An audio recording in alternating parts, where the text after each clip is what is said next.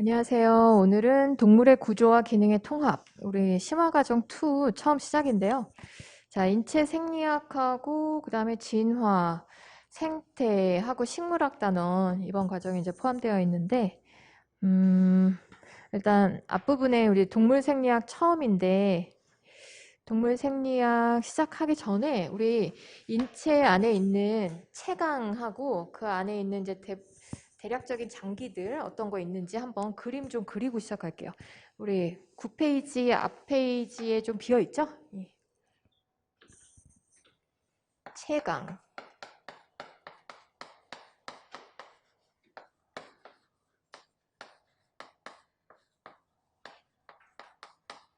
바디 캐버티라고 하는데 우리 몸의 이제 주요 체강으로는 그림으로 표현을 한번 해보겠습니다.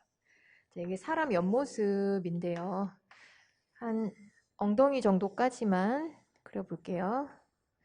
자, 이렇게 있으면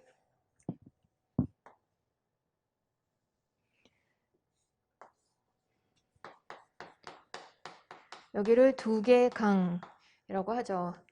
네. 뇌가 들어있죠? 그 다음에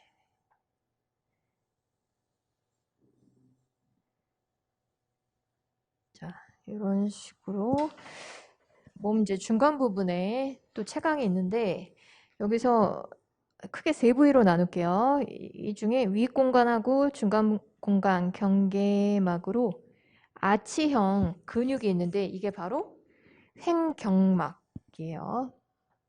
저 횡경막을 경계로 해서 횡격막입니다. 자, 근육성 판구조예요. 이 위쪽을 흉강이라고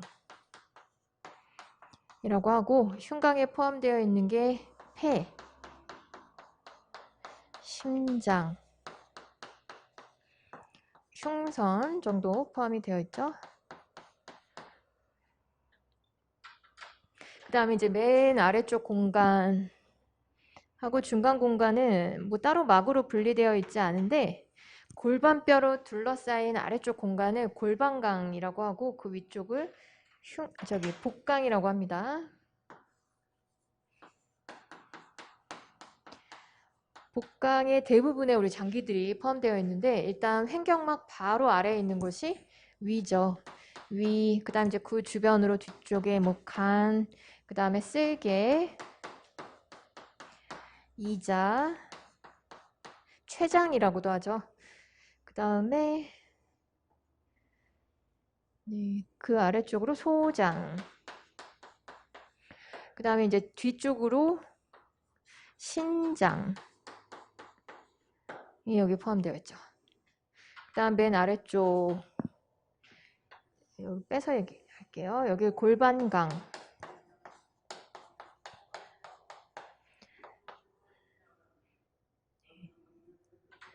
소장, 대장. 소장, 대장이 뭐 이제 여기 같이 다 연결되어 있는데 뭐 대장은 여기다가 써보죠. 뭐. 대장, 그 다음에 생식기가 포함되어 있는데 남성의 경우에는 이제 생식기가 좀 바깥쪽으로 나가 있는 것들이 많아서 여성 생식기가 이제 주로 여기 다 들어 있습니다. 그래서 뭐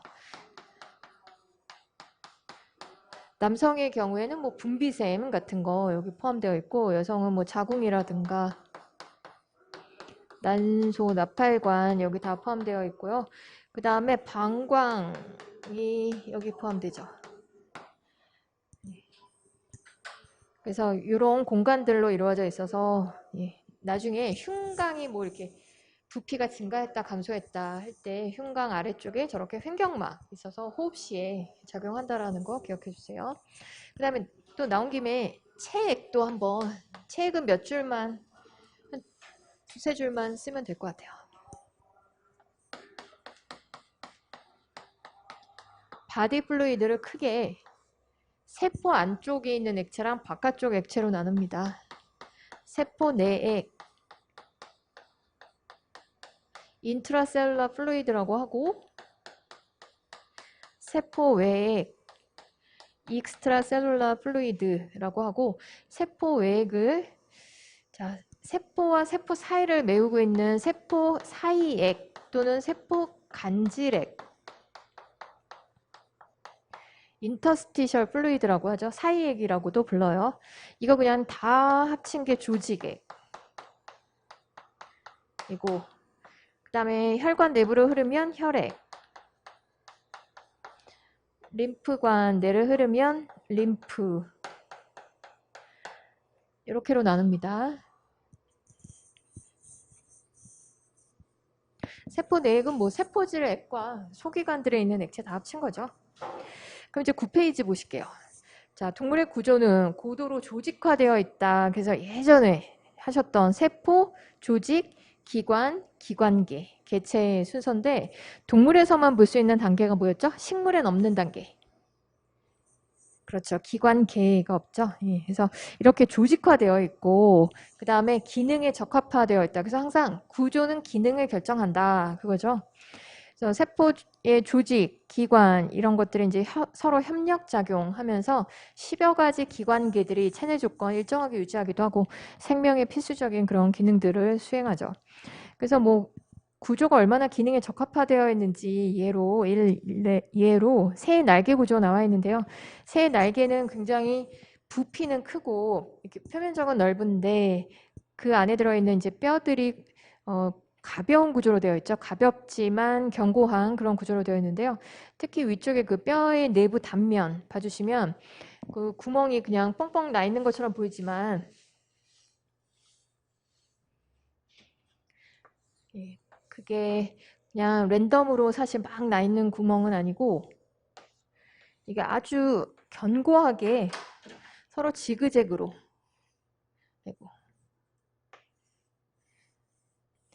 사실 이런 식으로 배열되어 있다. 전체적으로 규칙적으로 이런 거를 트란스 구조라고 하는데 들어보셨을 수 있는데 이 트란스 구조가 우리 비행기 날개 구조, 날개 골격 구조의 기본이 된 거예요. 그래서 굉장히 견고하면서도 안에 공기로 함유된 그런 부피들이 많아서 가볍게 유지가 될 수 있습니다. 그러면 이번 챕터에서는 이제 조직이 처음으로 나오는데요. 조직 딱 여기서만 말씀드릴 거라서 조직, 척추동물의 4가지 조직 살펴보고 기관 단계는 뒤에서부터 나오는 기관계에서 세부적으로 볼 거예요. 그래서 조직만 따로 뺐습니다. 일로. 자, 척추동물에는 4가지 조직 있죠? 상피, 결합, 근육, 신경 이렇게 4가지 조직이 있고 첫 번째 상피 조직 기능을 먼저 보실게요. 기능은 이게 항상 몸의 가장 바깥쪽이나 아니면 외부로 뚫려 있는 우리 관구조에서도 가장 바깥 안쪽의 표면 구조 이런 거를 차지하고 있기 때문에 보호 기능이 일단 첫 번째고요. 그 다음은 양분 흡수, 물질 교환, 그래서 물질 흡수나 교환 같은 거 담당하고 그 다음에 분비, 샘이나 선들 있죠? 그것도 여기 상피 조직에 속합니다. 그리고 우리 피부에서 이제 변형된 그런 감각 신경들 있죠? 이런 것도 다 상피 조직에 포함이에요. 그래서 감각도 포함되어 있어요. 모양에 따라서 분류하기도 하고 그 다음에 세포 층수에 따라서 이 상피 조직을 분류하는데 모양에 따라서는 납작한 평평상피 뭐에 유리할까요? 이렇게 납작하고 얇으면 물질 교환에 유리합니다. 그래서 우리 뭐 폐포벽이라든가 모세혈관 벽 같은 데가 이렇게 얇은 납작한 편평상피로 되어 있죠. 그 다음에 입방상피, 주사위 모양인데 여기도 물질 교환, 우리 뭐 신장의 세관 벽을 이루고 있는 게 이런 입방상피예요. 그 다음에 원주상피, 원기둥 모양, 긴 원기둥 모양. 이건 물질 흡수와 관련이 있는데 소장 상피세포가 이렇게 생겼죠. 긴 원주형의 위에 이렇게 작은 미세 육모 돌기를 가지고 있는 그런 형태입니다. 그 다음에 세포층수에 따른 분류 있는데요. 보통 단층은 물질 교환하는 부위에 많아요. 우리 특히 확산이나 이런 걸로 물질 교환하는 부위에서 확산 효율을 높이려면 두께가 얇아야죠. 그래서 그런 단층 상피는 평평 상피랑 같이 복합으로 해서 단층 평평 상피 형태로 폐포나 뭐 이런 아까 얘기한 모세혈관벽에서 볼 수 있고 그 다음에 중층 상피는 2층 이상의 상피들로 이루어져 있는데 대표적인 데가 바로 피부랑 그다음에 점막 같은 부분인데 특히 마찰이 심한 부분, 뭐 우리 입안 구강상피 같은 경우에 음식 중에 이제 거칠거칠한 애들이 이제 있을 경우에 예, 뭐랄까 손상을 많이 입을 수 있거든요. 그래서 손상받기 쉬운 부분에 중층 상피가 있습니다. 그다음에 위중층 상피 같은 경우에는 멀리서 보면 이게 여러 겹으로 보이는데 알고 보면 높이가 다른 세포들이 섞여 있는 거죠. 그래서 거짓 중층 상피라고 하는데 대표적으로 기도벽이 이렇게 생겼어요. 그래서 기도에서 볼 수 있는 것이 위중층 상피예요. 그래서 왼쪽에 입방 상피, 두관 같은 구조. 그래서 뭐 신장 세관이라든가 아래 그림 맨 왼쪽에 갑상선이라든가 샘 같은 데서 볼 수 있어요. 침샘 이런 부위가 이런 구조로 되어 있어요. 침샘은 이따가 그림에 나올 거예요. 그 다음에 단층 원주상피, 이게 소장상피죠. 그 다음 오른쪽 위에 거짓 다층 선모 원주상피, 요거 기도에서 특히 여기 선모를 가지고 있는 이유는 점액을 이동시키기 위해서 가지고 있죠. 이렇게 외부로 뚫려 있는 관구조 표면은 항상 끈끈한 점액으로 덮여 있습니다. 점액 분비 세포도 다 상피 세포예요.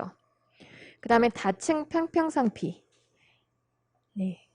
좀 마찰이 심한 부분, 손상이 많은 부분, 그런 부분에 가지고 있습니다. 그래서 피부, 그 다음에 식도, 구강상피, 식도, 뭐 그런 부분. 그 다음에 단층 평평상피는 물질교환, 굉장히 유리해서 폐포벽이라든가 모세혈관벽, 여기 혈관이라고 되어 있는데요. 모세혈관벽만 단층 평평상피죠. 그 다음에 다음 페이지 봐주시면 이 분비를 위해서 특수화된 상피 조직을 이제 따로 빼놨는데 우리 샘이나 선, 외분비샘하고 내분비샘, 우리 사실 샘은 외분비샘과 내분비샘하고 그 다음에 이제 그 밑에 두 번째 설명 봐주시면 대상세포라고 하는 단세포성 샘이 있어요. 그래서 단세포성 샘과 다세포성 샘으로 나누고 다세포성 샘을 또 외분비샘과 내분비샘으로 나눠볼 수 있습니다.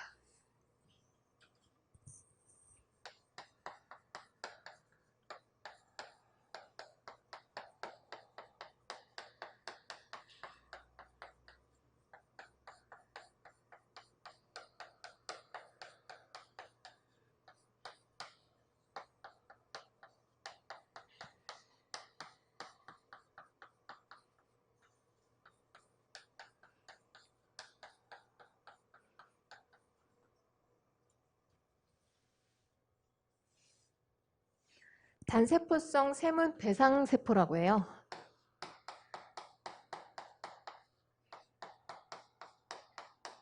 이거 흔히 얘기하는 점액세포예요. 점액세포 소화관에도 군데군데 존재하면서 그 알칼리성 점액 같은 거 분비해주고 뭐 그 다음에 호흡관 표면이라든가 외부로 뚫려 있는 관 표면에서 끈끈한 점액을 분비해주는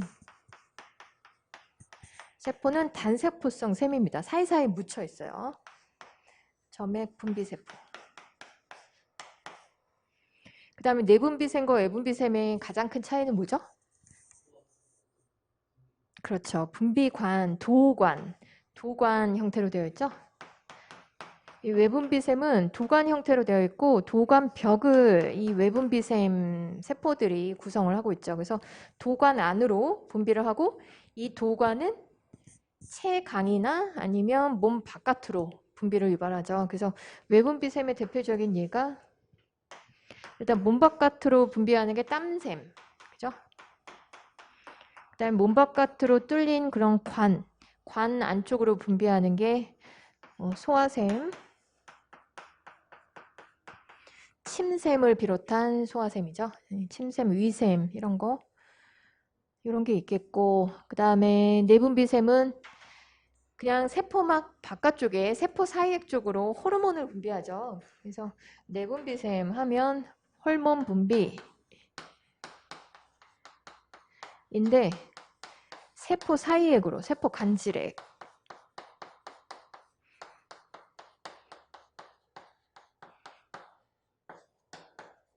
이렇게 분비하면 주변 혈관으로 유입돼서 몸의 먼 부위에 있는 표적기관으로 이동할 수가 있습니다. 그래서 아래 그림 봐주시면 이제 배상세포가 이렇게 세포들 사이사이 묻혀 있는 거, 이게 이제 몸 바깥으로 뚫려 있는 관 표면 구조라고 보시면 돼요. 그리고 근처 세포들이 다 섬모를 가지고 있어서 점액 배출을 돕습니다.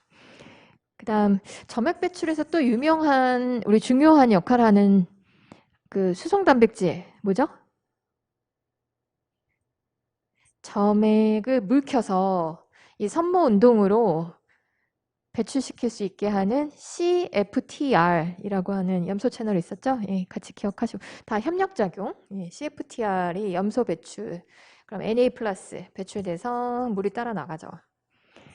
그 다음 밑엔 단관성샘하고 그 다음에 복합샘 구분해서 보여주는 건데 이거 다 외분비샘이죠? 자, 외분비샘 여기 땀샘하고 그 다음에 이하선은 침샘 중에 귀밑샘이에요.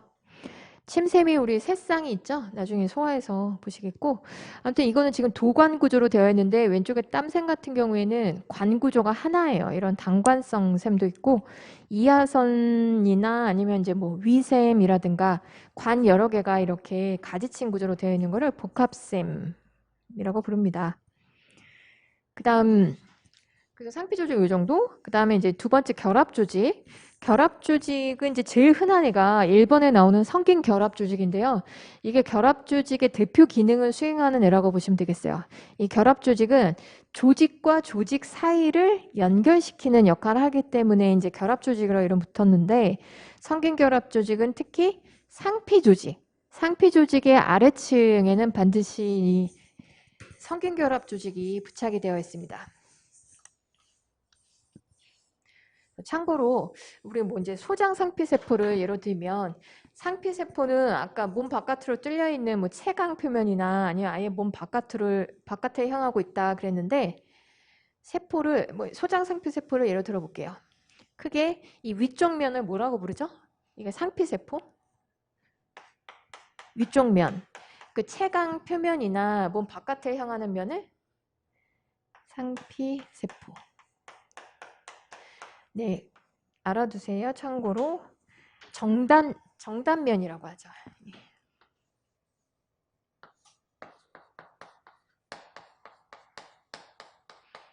정단면이고 요 반대쪽 이쪽 면 여기를 기저면이라고 하고 그냥 정단면을 제외한 이제 나머지 측면까지 다 합쳐서 기저측면이라고 부르기도 해요. 근데 제가 이제 왜 기저면을 그렸냐면 이 정단면 반대쪽 부위는 몸 안쪽을 향하고 있잖아요. 그래서 몸 안쪽에 다른 조직이나 이제 기관 쪽에다 얘를 부착시켜 주기 위해서 기저면 쪽에는 기저막이 항상 붙어 있어요. 이 기저막이 바로 두꺼운 ECM 층인데 이게 결합 조직이라고 보시면 되겠습니다.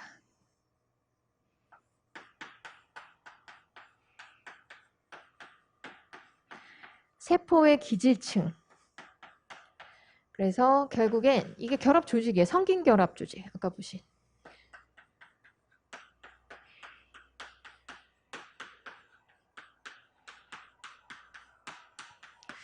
자, 지금 나왔는데 결합 조직은 ECM 성분이 굉장히 많이 포함되어 있어요. 그래서 ECM, 콜라겐 당단백질하고 펩티도글리칸으로 이루어진 그런 물질층이죠. 거기에 세포들이 파묻혀 있는, 듬성듬성 퍼져 있는 그런 형태로 되어 있습니다. 그래서 결합 조직 제일 위에 첫 번째 줄 ECM에 퍼져 있는 세포들로 구성되고 예외는 혈액이에요. 혈액만 ECM이 아니라 이제 혈장의 세포들이 떠 있는 형태로 되어 있죠. 사실 종류가 굉장히 다양하고 종류별로 기능은 따로 보도록 하겠는데 결합 조직 중에 제일 흔한 결합 조직이 바로 이 성긴 결합 조직이고 상피 조직을 다른 조직에다가 연결시키는 역할을 한다라는 거. 그리고 기관을 고정해주고 상피 조직에서 지지 연결하고 기관을 고정해주고 그 다음에 표면의 마찰을 줄인다. 우리 그 뭐라 해야 되나 흉막이랑 그 다음에 흉낭하고 그 다음에 심낭이라고 해서 심장 표면 싸고 있는 주머니, 그 다음에 폐 표면 싸고 있는 주머니. 같은 게 이런 결합 조직으로 되어 있어요. 그래서 그 다음에 두 번째 섬유성 결합 조직 같은 경우에는 콜라겐 밀도가 굉장히 높은 이제 콜라겐이 뭐 규칙적으로 배열되어 있는 그런 강한 결합 조직인데요. 치밀 결합 조직이라고도 하고 대표적인 게 우리 힘줄, 인대 같은 거죠. 눈의 각막 부분, 눈의 각막, 공막 이런 부분 있죠.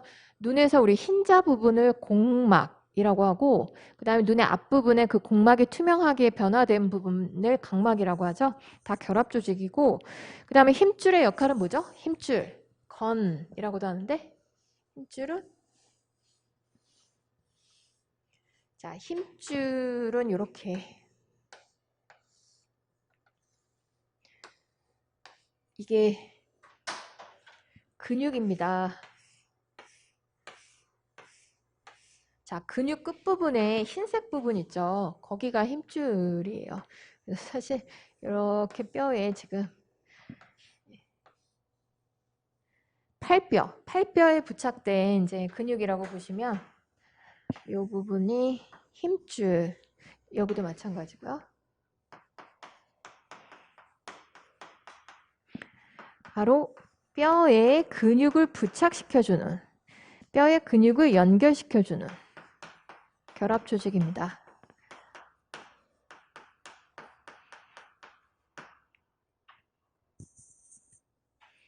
인대는요?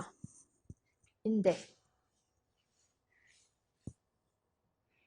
자, 인대는 뼈와 뼈를 연결.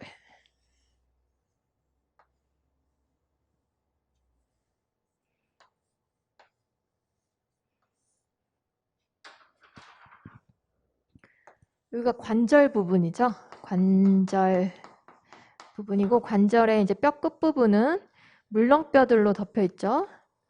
요게 연골. 그 다음에 뼈와 뼈를 연결시키는 끈 같은 구조가 있는데 요거를 인대라고 하고 연골도 결합 조직이고 뼈도 결합 조직이고 이거 다 결합 조직이네. 근육 빼고 인대는 뼈와 뼈를 연결한다.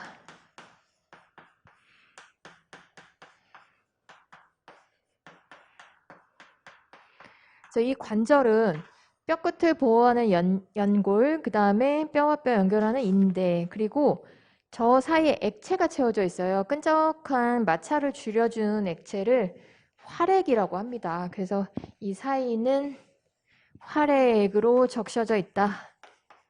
활액이 마찰로부터 보호. 다 마찰로부터 보호시켜주는 역할이죠. 연골도.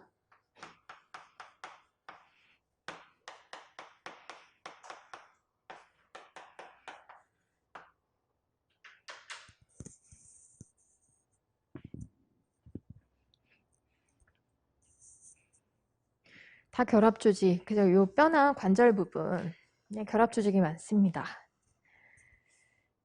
여기 나와 있는 건 이제 세 번째 연골인데요. 연골은 우리가 태어나기 전에 척추동물 배아에서는 원래 주골격이죠. 엄마 뱃속에 있을 때 우리가 뼈가 물렁했었는데 이제 발생 과정 진행되면서 연골이 다 골조직으로 전환되고 나중엔 뼈 끝부분에만 일부 남아있게 되죠. 그래서 뼈 끝을 보호해주는 역할 수행하고 전체적으로 일단 단단하긴 한데 유연성이 있고 여기 살아있는 세포일까요? 죽은 세포일까요? 연골세포? 살아있는 세포. 뼈세포는 살아있는 세포. 뼈와 연골이 다 살아있는 세포인데 연골 같은 경우에는 여기 혈관이 분포되어 있진 않아요. 그래서 살아있는 세포라서 양분과 산소를 공급받아야 되는데 밑에 봐주시면 확산으로 여기 이제 그 기질 부분 우리 ECM 콜라겐이랑 뭐 히아루론산 막 이런 걸로 이루어진 그 기질을 통해서 확산으로 공급받고 뼈 부분은 우리 혈관이 지나가죠. 혈관 다음 페이지 골조직 보시죠. 자 이거 뭐 예전에 1번 과정에서 한번 그려드렸었는데 뭐 다시 한번 뼈 단면을 한번 그려보겠습니다.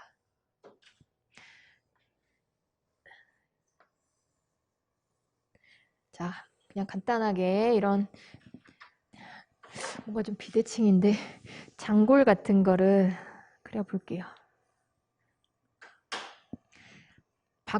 맨 바깥쪽에 이제 막이 이렇게 쌓여져 있는데 이 막을 골막이라고 하고 역시 결합 조직이에요. 결합 조직의 막이고 특히 골막에 조골세포 남아 있습니다.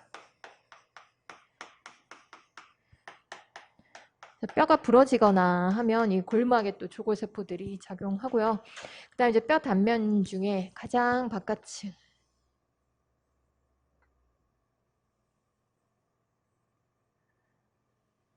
이거 너무 들어갔네.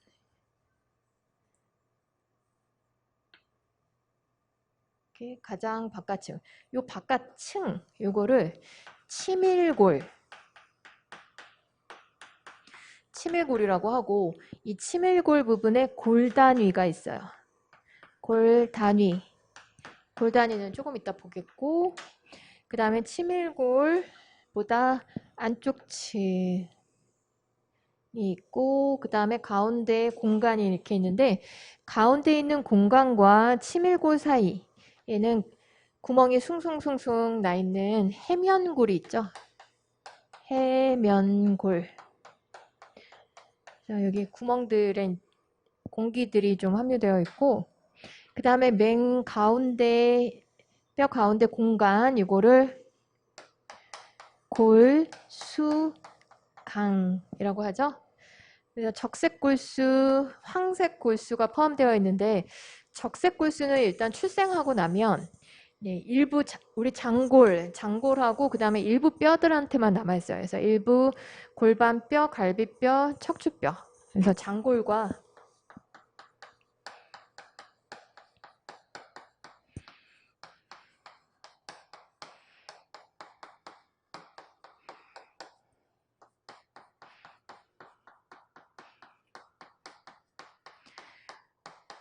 적색골수 이게 왜 중요한가요?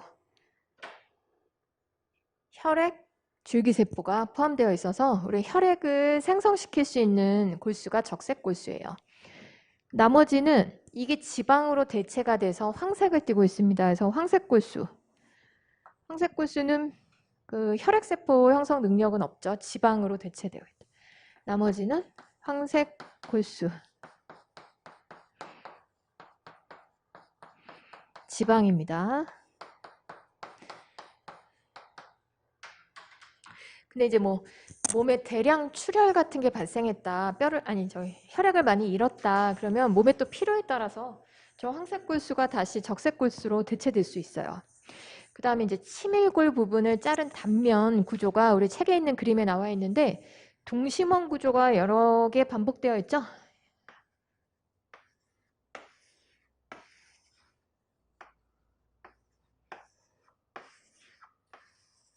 자, 치밀골 부분 자른 구조예요. 요 동심원 단위 이거 한 단위를 골 단위라고 하고 이 골 단위 중심에 관 구조 같은 게 있죠. 이거를 중심관 또는 하버스관. 바로 이 하버스관에 신경과 혈관이 지나갑니다. 그래서 뼈가 부러지면 통증도 느끼고 피도 나고 뼈 단면에서 그 다음에 여기 이제 이 동심원 같은 구조들은 어떻게 형성된 거냐면요. 여기에 처음에 이제 뼈 형성될 때 조골세포가 있었을 거예요. 그 조골세포가 자기 주변으로 뼈 기질을 분비를 합니다. 뼈 기질에도 콜라겐이 포함되어 있는데 여기에 이제 미네랄들, 칼슘, 뭐 마그네슘, 뭐 이런 광물들이 미네랄리제이션, 광물화가 일어나면서 딱딱해지게 되죠. 그렇게 딱딱한 기질을 자기가 분비하고 자기가 거기에 갇혀요. 그래서 그 갇힌 부위가 바로 요 경계 부분 있죠? 이 경계 부분. 거기에 이렇게 뭐 이렇게 막 표시해 놨죠? 그런 경계 부분이 바로 자, 일단 요거 동심원의 판 하나하나를 골층판이라고 하고 골층판 사이 공간 여기를 골소강이라고 해요. 이 골소강에 골세포가 위치합니다.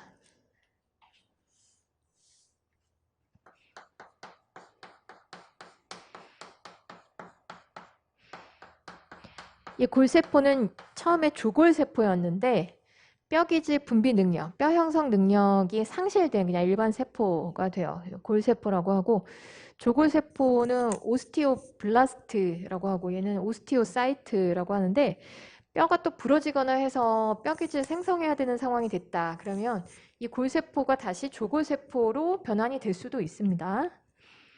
그다음 뭐 중간중간 또 뭐 파골세포들도 있고 근데 평상시에 이 골소강에는 주로 골세포들이 위치하게 돼요. 자, 그런 구조로 되어 있어요. 그래서 이 그림은 위에 자른 단면, 그 다음에 옆으로는 세로로 자른 단면까지 보여주고 있는데 그 중심감 부분에 그 하버시안 커널이라고 되어 있는데 그 안에 들어있는 것이 바로 혈관 보여주는 거고 신경도 지나갑니다.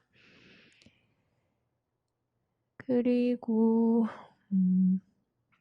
뭐 다른 거는 자세하게는 안 써 있네요.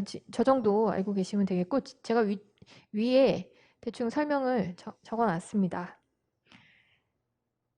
그 다음에 파골세포 설명은 안 나와 있는데 파골세포는 일종의 대식세포예요. 그래서 파골세포가 우리 이제 뼈 기질로부터 칼슘 같은 거 빼낼 때 칼슘 인산염 같은 거 이렇게 빼낼 때 오스티오클라스트라고 해서 주변으로 산하고 분해 효소 같은 거 막 분비해요.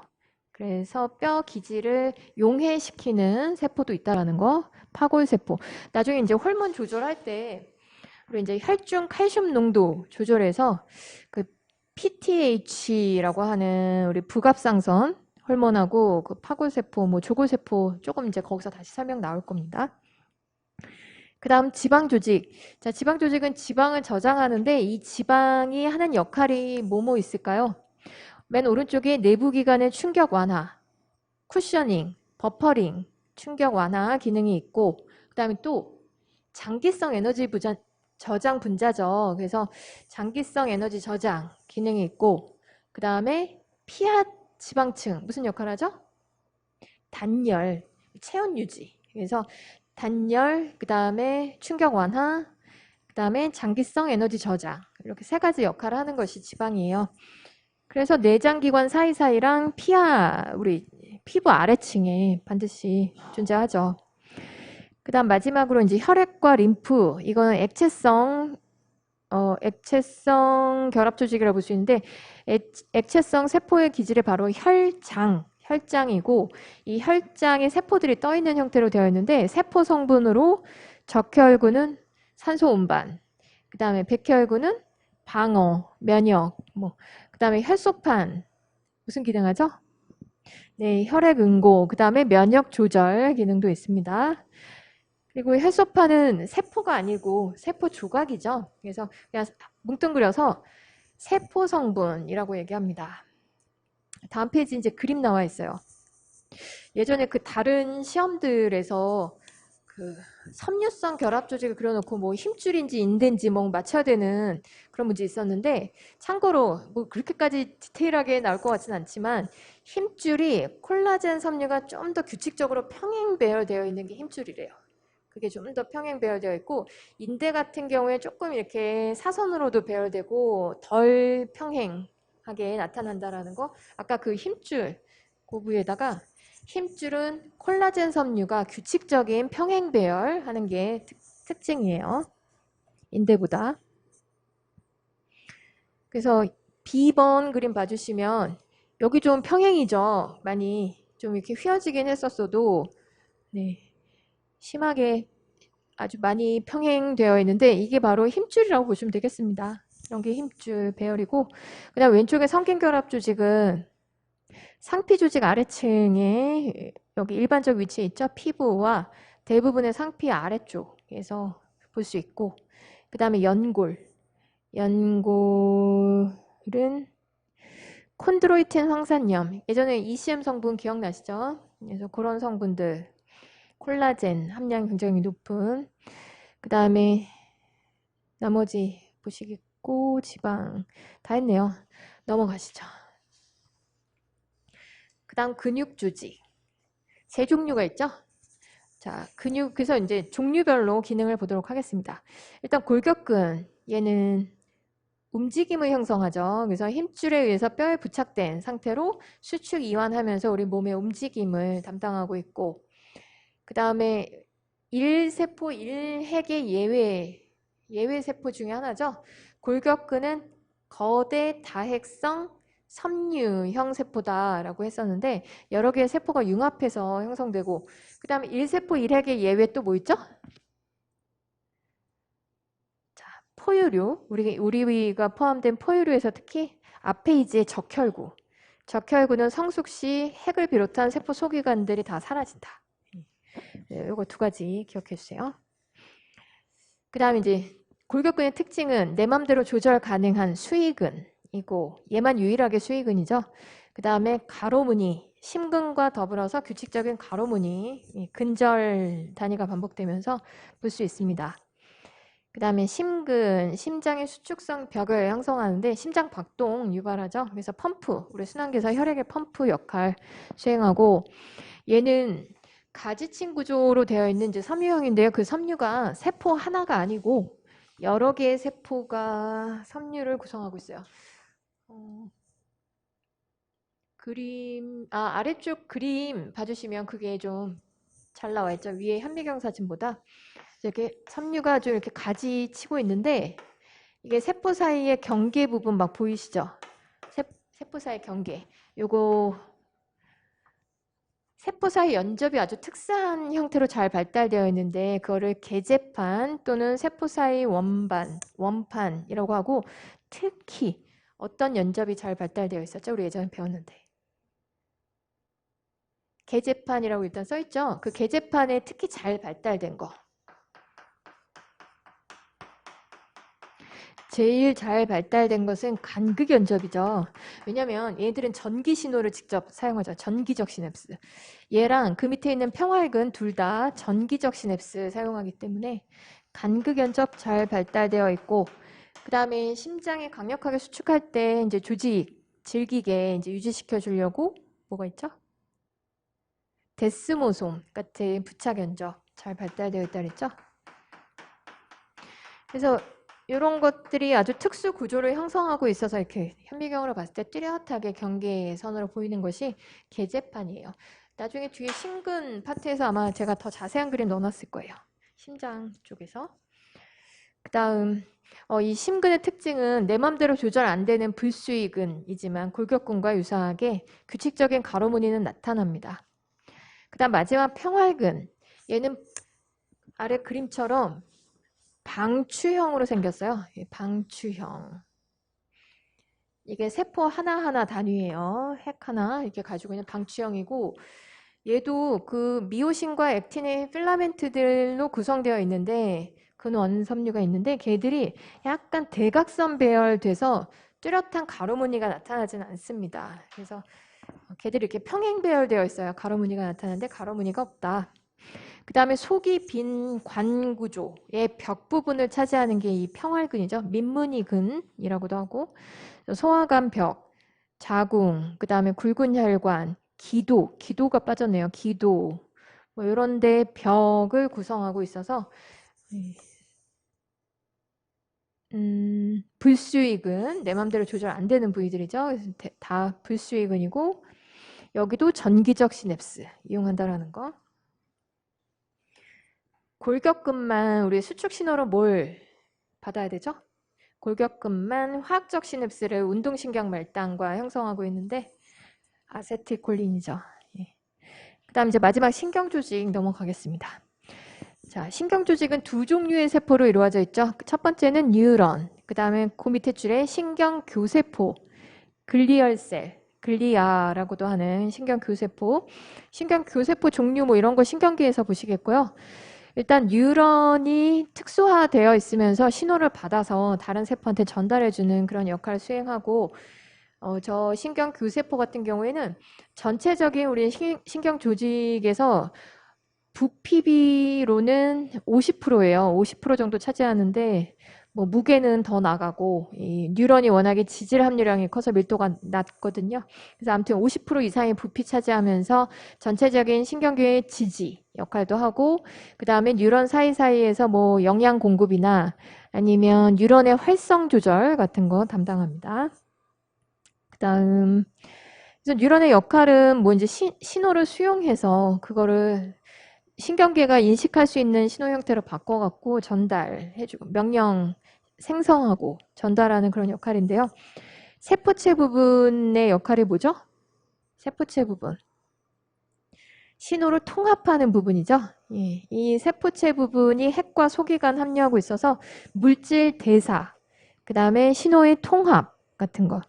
신호는 그 밑에 있는 수상돌기, 우리 막이 돌기 형태로 변형된 그런 특수 형태인데 수상돌기에서 자극을 수용한 것을 통합하게 되고 그 다음에 이런 뉴런 내에서는 이제 전기적인 신호로 활동전이가 발생하게 될 텐데 활동전이가 최초로 발생하는 부위가 어디죠? 최초로 생성되는 부분. 우리 활동전이가 이제 축삭 타고 전파된다. 아니, 전도라고 표현하는데 전도되는 건 알고 계실 텐데 이 세포체랑 축삭이 연결되는 부분 거기를 축삭 둔덕이라고 해요.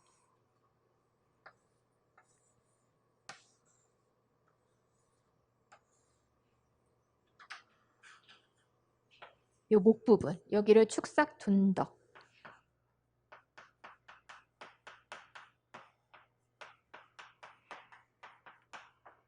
활동전이가 최초로 생성되는 부분. 그래서 일단 여기서 생성되고 나면 그 다음은 계속 반복 재생성되면서 전도가 이루어지죠. 축삭 말단까지. 그리고 축삭 말단에선 그 활동전이가 결국 하는 역할은 신경 전달 물질을 방출하는 거죠.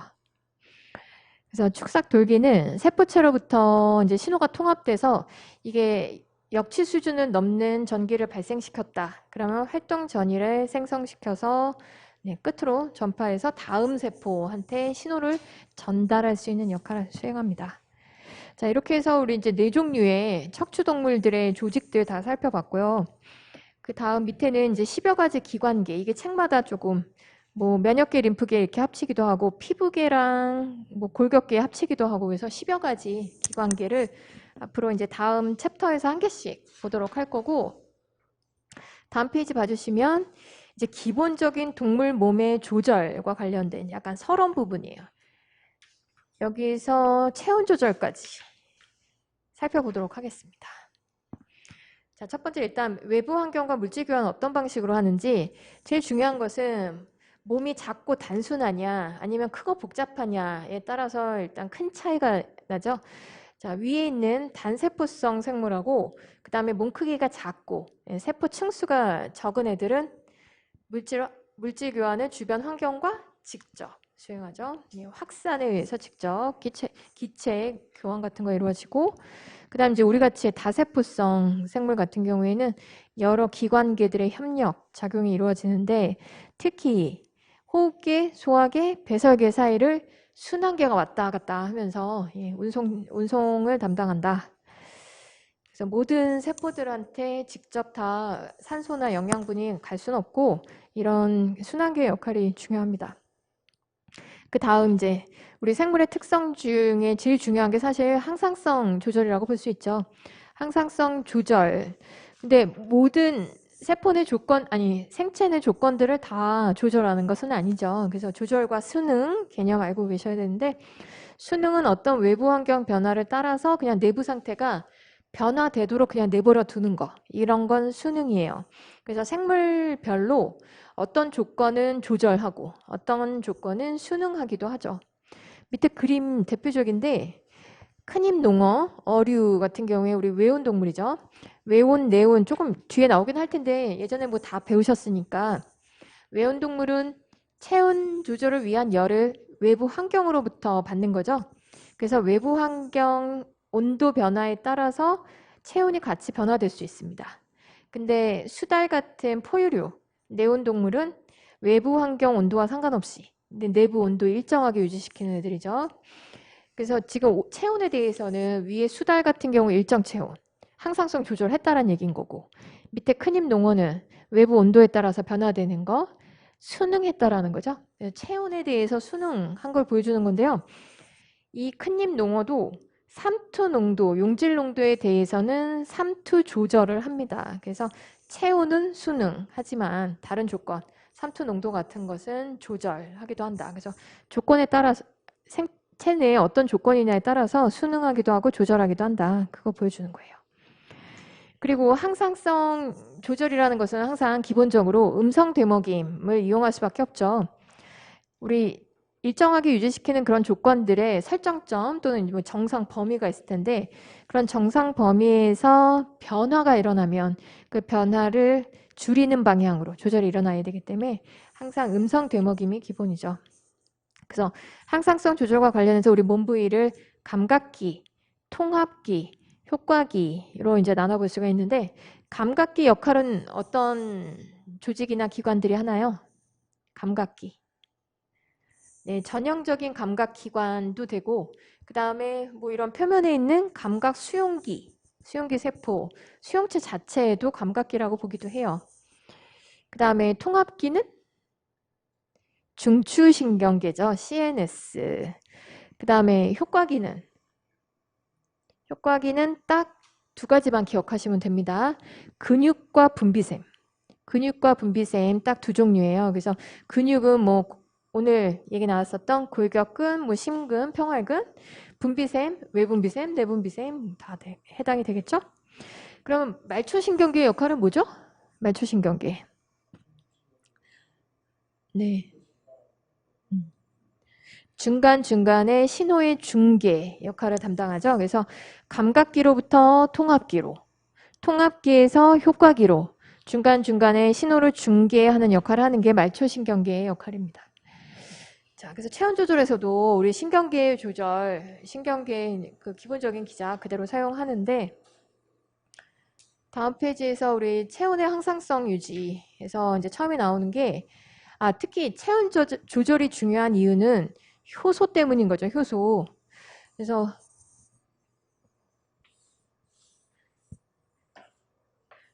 뭐 일반적으로 Q2라고 많이 하는데 우리 온도가 이제 효소의 그 최적 온도가 되기 전까지는 10도씨가 올라갈 때마다 반응 속도가 더블, 2배로 증가한다.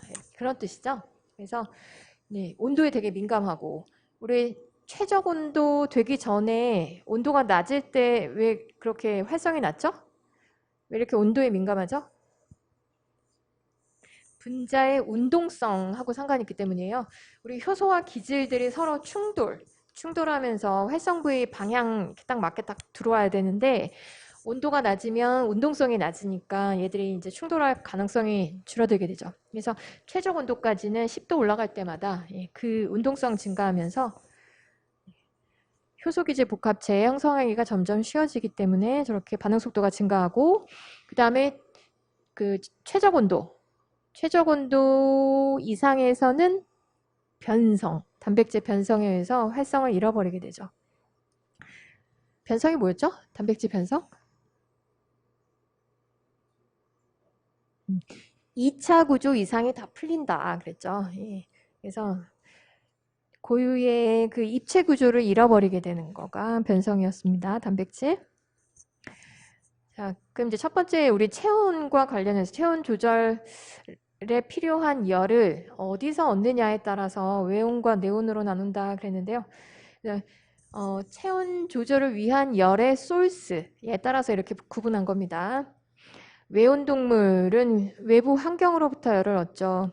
그래서 얘네들은 체온 조절을 위해서 대사를 사용하지 않아요. 대사 조절을 하지 않기 때문에 주로 행동적 수단 많이 이용하고 뭐 이렇게 피하는 거죠. 피하고 뭐 숨고 그런 거죠. 그 다음에 내부 온도의 큰 변화에도 견딜 수 있다. 그래도 얘들도 똑같이 효소를 이용하고 하기 때문에 어느 정도는 그게 좀 제약이 있습니다. 그래서 외부 온도에 따라 그 아랫줄 끝에 봐주시면 활동이 제한적일 수 있고 너무 극한 온도 지역 뭐 극지방이라든가 이런 데서는 잘 볼 수 없어요. 그래서 사실 이런 외연동물들 같은 경우 하지만 체온 유지를 위해서 에너지 소모를 하지 않기 때문에 적은 에너지 소모해서 뭐 비교적 높은 대사율을 유지할 수 있는 편이에요. 그래서 먹이 섭취도 되게 적은 편이고, 그래서 대부분의 무척추 동물들하고 어류, 양서류, 파충류. 그러니까 거북이도 파충류인데 뭐 이렇게 따로 써 있는지 모르겠네요. 예, 거북이까지. 그다음에 이제 내온동물은 우리 척추동물에서 조류와 포유류만 떠올리시면 되고, 그다음 일부 곤충, 뭐 그런 애들이 조금 포함되어 있습니다. 일부 파충류, 어류, 곤충 중에서도 조금 볼 수 있어요. 자, 내온동물 같은 경우에 물질 대사에 의해서 생성된 열로 체온을 유지하고, 그래서 항상 효소의 최적 온도 부근으로 우리 온도가 유지되기 때문에 대사 속도가 굉장히 빠릅니다. 대사율이 높고, 그 다음에 환경 자극, 내부 환경 변화에 빠르게 대응할 수 있고, 온도에 따른 활동 제약이 덜하고, 그래서 아주 극한 온도 지역, 뭐 극지방에서도 생존 가능하고, 대신에 이제 활동 중이 아닐 때에도 체온 유지를 위해서 많은 에너지 소모하는 편이죠. 아래쪽 그래프 좀 한번 보시죠. 먼저 왼쪽은 체온입니다. 그래서 체온이 아까 걔네들이랑 비슷하죠. 큰잎 농어랑 수달이었나요? 똑같습니다. 그래서 위에 내온동물 36에서 한 36에서 한 37도 사이 왔다 갔다. 그다음 밑에 외온동물 같은 경우에 환경 온도 변화에 따라서 비례해서 이렇게 체온이 변화되고, 그다음 이제 오른쪽 그래프가 중요해요. 근데 오른쪽 그래프 조금 이제 잘 보셔야 되는데, 왼쪽에 도마뱀 대사율 단위 한번 봐주세요. 0과 5 사이예요. 그죠? 근데 오른쪽에 생쥐, 내온동물이죠? 단위가 훨씬 크죠. 그래서 원래는 내온동물 생쥐 그래프가 훨씬 저 위에 있었어야 돼요. 위에 있어야 되고, 얘는 바닥에 있어야 되는데, 이 뭐죠? 축 범위를, 대사율 범위를 좌우축을 다르게 해서 그렇게 그려놓은 거예요. 그래서 뭐 대략 그리자면 이렇게죠. 이렇게 이게 외온이면 한 y축으로 그리자면 환경 온도, 외부 온도,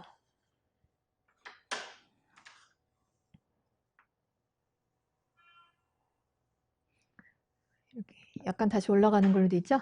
이게 네온. 더 위에 있었어야 되는데 전체적으로 일단 그래프가 위쪽에 있다. 네온 동물이. y축 대사율입니다. 그래서 이렇게 낮은 온도일 때 네온 동물 같은 경우에는 대사율을 증가시킨다. 아이고, 축에다 붙였었어야죠. 대사율을 증가시켜서 일정 체온을 유지하려고 하는 거고, 그 다음에 여기 이제 어느 정도 온도 범위에서는 변화가 없잖아요. 자, 이 대사율을 BMR, 베이살 메타볼릭 레이트, 기초 대사율이라고 하는 거예요.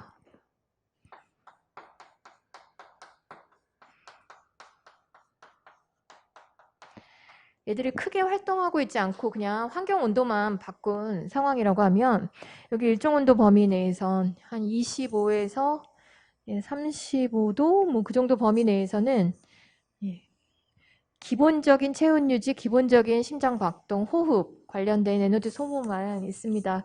근데 여기서 왜 다시 올라갈까요? 이제 체온이 너무 올라가기 시작하는 거예요. 그러면 우리는 체온을 낮추기 위해서도 에너지를 써요. 그래서 여기는 체온을 낮추기 위한 에너지 소모가 일어나는 겁니다. 그 다음에 아예 이 그림 나온 김에 아래쪽에다가 쬐끄만하게 그래프 2개만 한번 추가해 볼게요.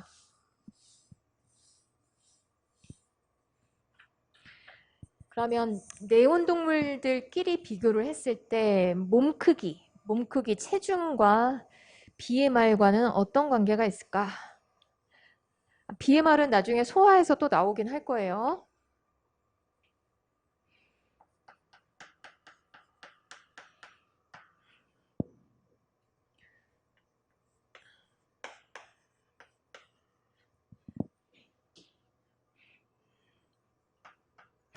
자, 자, BMR은 어차피 내온동물에서만 따지는 거니까 따로 쓰진 않겠습니다. 어떤 관계 있을까요? 체중만 여기서 얘기를 해볼게요.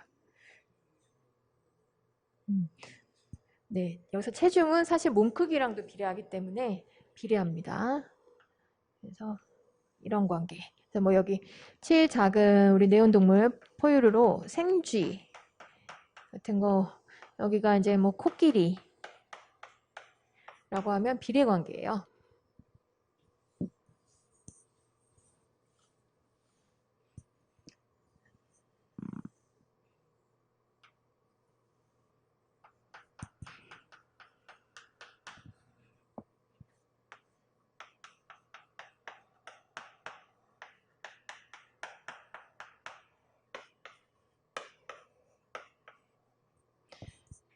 이번에는 단위 부피 또는 단위 체중당 BMR로 그리자면 그래프가 어떤 패턴일까요?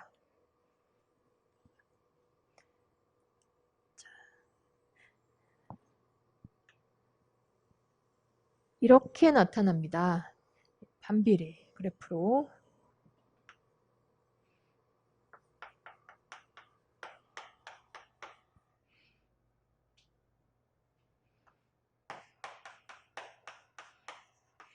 왜 생쥐가 저렇게 단위 부피당 BMR이 높죠? 왜일까요? 몸 크기, S2V, 그 표면적 대 부피 비율하고 상관이 있어요. 자, 표면적 대 부피 비율, 누가 더 높죠? 그렇죠. 이 생쥐가 S2V 비율이 훨씬 고입니다. 그럼 뭐가 문제냐면 저 S가 어디예요? 피부죠, 피부. 몸 표면인데 몸 표면은 항상 열 손실이 일어나는 장소라는 거. 자, 피부 표면적이고 피부 부분은 늘 복사 에너지가 방출되는 열 손실 장소예요. 그래서 부피에 대한 표면적 비율이 높을수록 표면에서의 열 손실이 몸 크기에 비해서, 몸 부피에 비해서 많이 일어난다고 볼 수 있습니다. 근데도 일정 체온을 유지해야 되니까 단위 부피, 단위 체중당 BMR은 얘보다 얘가 훨씬 높은 거죠. 대사율이 코끼리보다 생쥐가 더 높은 이유라고 보시면 되겠어요. 그래서 나온 것이 체온 조절 관련해서 어차피 뒤에서 얘기할 거니까 체온 조절과 관련해서 우리 그래서 베르그만의 법칙하고 알렌의 법칙 있죠. 그거 여기서 같이 한번 정리해보죠.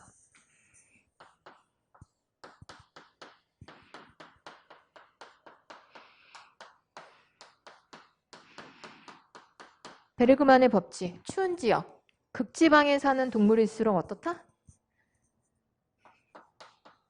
응? 네, 몸 크기랑 관련이 있습니다. 몸 크기가 커진다.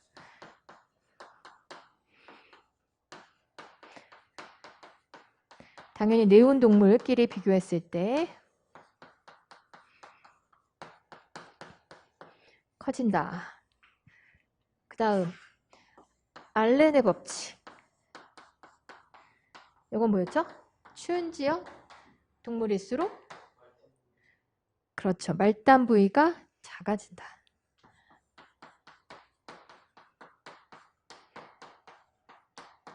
자, 말단 부위라고 하면 뭐 손가락, 발가락, 귀, 코 뭐 이런 돌출된 몸의 끝부분인데 그 부분들 크기가 작은 것도 표면적하고 상관있죠. 여기서 몸 크기 커지는 게 바로 이것도 S2V 비율을 줄이는 형태인 거고 이것도 마찬가지입니다. 이런 말단 부위 크기는 표면적을 증가시키기 때문에 그래서 저거를 낮춰서 열 손실을 줄이기 위한 적응이 일어나 있다라고 보시면 되겠어요. 그래서 네. 몸 크기가 작을수록 이게 커지고 커질수록 작아진다. 이걸 줄여야 열 손실이 덜 일어나기 때문에 추운 지역에서 열 손실을 줄이기 위해서 이런 적응. 그래서 어떤 분이 이제 펭귄 같은 경우 펭귄은 북극곰 얘기하면 이해가 되는데 펭귄은 몸 크기가 작지 않나요? 그러는데 새들끼리 비교하면 그 펭귄도 꽤 큰 편에 속하죠. 그리고 말단 부분 작고 그래서 이 범주에 다 포함된다고 볼 수 있어요. 자, 다음 페이지 봐주시면 이제 열 손실과 획득의 균형 여기까지 일단 빨리 보실게요. 우리 일단 기본적인 체온 조절은 우리 외부와의 열교환이 일단 균형을 맞춰야 되죠. 그래야지 일정 체온이 유지가 될 수가 있는데 외부 환경과의 열교환 방식으로는 주로 4가지를 이용한다. 오른쪽 그림에 잘 나와 있죠? 자, 복사라는 것은 절대 온도 0도씨라고 되어 있네요. 이거 그림 파일 오타 0켈빈으로 바꿔야죠. 0켈빈이면 몇 도씨죠? 네, 마이너스 273도씨. 대부분은 모두에 해당된다라고 보시면 돼요. 우리 지구에 있는 모든 물체나 생물은 대부분 복사 에너지를 방출한다. 그리고 우리 이제 지구의 태양으로부터 태양 복사 에너지가 유입되고, 그 다음에 오른쪽에 증발. 액체가 기화되면서 주변의 열을 뺏어가는 거죠. 그래서 특히 물 같은 경우 우리 기화 냉각 현상에 의해서 우리 체액을 증발시켜서 체온을 효과적으로 낮출 수가 있고, 그 다음에 전도는 뭐죠? 직접적인 접촉에 의한 열 전달. 그래서 지금 바위랑 전도를 통해서 열 교환하고 있고, 대류는 표면을 흐르는 액체나 기체에 의한 열 이동. 라고 보시면 되겠습니다. 그래서 바람이 불면서 이제 열을 뺏어가 주거나 뭐 이러는 거. 그래서 일단 환경과 기본적인 열 교환을 이렇게 하고, 만약에 환경 쪽으로 열을 많이 잃어버렸다. 그러면 이제 내온동물 같은 경우엔 체온을 높이기 위한 이제 또 다른 기작들을 추가로 사용하게 된다는 겁니다. 그다음 포유류는 주로 이런 주변 환경과 열 교환할 때 피부가 이제 직접 닿는 표면 부위가 되겠는데, 피부의 구조가 아마 제가 여기 뒤에 또 넣어놨는지 이게 기억 안 나니까 일단 보시죠. 피부층을 크게 표피층, 진피층, 거기 하피라고 되어 있는데 피하 지방층이죠. 지방조직 보이시죠? 나중에 아마 그림이 또 있었던 것 같기도 해요. 자, 표피 같은 경우에는 맨 위쪽은 죽은 각질세포층으로 이루어져 있고, 그 다음에 우리 그 멜라닌 색소 어디 있죠? 멜라닌 색소. 표피의 가장 아래층하고 그 다음에 진피의 가장 위에 층에 주로 색소 침착이 이루어져 있어서 피부색은 요 표피 아래와 진피 위에 층에서 결정이 납니다. 거기 표피 가장 아래, 진피 가장 위층에 그 멜라닌 색소 생성세포, 멜라노사이트가 있어요. 그래서 걔네들이 그 멜라닌 색소를 형성하면 그게 약간 소포 같은 거 형태로 주변 각질세포로 전달이 이루어져요. 주변 각질세포, 그걸 이제 합류하게 되면서 피부색이 결정이 나게 되고, 그 다음에 표피 가장 아래층에 피부 줄기세포가 있어가지고 계속 새로운 각질세포층을 만들어서 올려주죠. 그래서 위에 이게 바로 아까 보셨던 중층 상피 조직, 중층 상피, 복합 상피, 중층 편평 상피라고 해야겠네요. 피부. 그 다음에 이제 진피층에 뭐가 많이 존재합니다. 그래서 오른쪽에 써 있는 거 봐주시면 일단 땀샘도 거기 있고, 그 다음에 모낭, 그 다음에 피지샘, 기름샘이 피지샘이죠. 이런 것들 분포되어 있고, 그 다음에 근육이라고 써 있는 것은 털을 세우는 잇모근을 일단 표현한 거예요. 잇모근, 이거 수축하면서 털을 세우는데 털 세우는 게 무슨 기능을 할까요? 우리도 이 기능이, 사실 우리는 털이 태화되어서 뭐 그 흔적만 남아있는 거라고 사실 생각할 수 있는데, 원래 털을 세우면 어떤 기능 수행할 수 있죠? 털이 많은 애들은 털을 세워서 공기층을 확보하는 거예요. 그럼 이제 단열이 이루어지게 되는 거죠. 그래서 그럼 공기층을 확보하기 위한 잇모근 가지고 있고, 그 다음에 신경세포는 밑에 진피층부터 해서 표피 바로 위에 부분까지 이렇게 뭐 여기도 이제 뭐 종류에 따라서 가장 위에 층, 뭐 중간층까지 분포되는 애들이 있습니다. 그래서 촉각, 온각, 뭐 통각, 냉각, 압각, 진동감각 같은 거 담당하고 있어요. 이런 게 다 대부분 지금 상피 조직입니다. 그리고 피지샘에서 피지의 역할은 뭐죠? 피지는 약간 면역 기능에서 선천 방어 역할 담당해요. 이게 산성을 띠고 있어서 pH가 한 5에서 6, 5점 몇 뭐 이렇기 때문에 약간 산성인데 이런 산성에서는 미생물의 번식 같은 거 억제할 수 있거든요. 그래서 일부러 산을 좀 생성시킵니다. 그 다음 피하 지방층에 이제 마찬가지로 모세혈관 같은 거 분포하고 지방층 완충 기능 해주고요. 요 정도 하고 이제 자세한 체온 조절 이제 추가적인 기작들은 잠시 쉬었다가 다음 시간에 계속 이어서 보도록 하겠습니다. 수고하셨습니다.